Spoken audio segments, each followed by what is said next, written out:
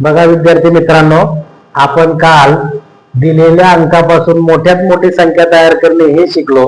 आज आपल्याला काय शिकायचे की दिलेल्या अंकापासून लहानात लहान संख्या तयार करणे. मग आता याकरता आपण एक उदाहरण निवडलंय.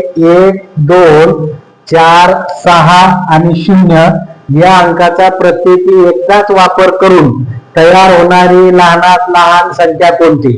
मग आपल्याला लहानात लहान संख्या तयार करताना शून्य सोडून आपल्याला कोणकोणते अंक दिलेत. 1, 2, 4, 6 आणि 0.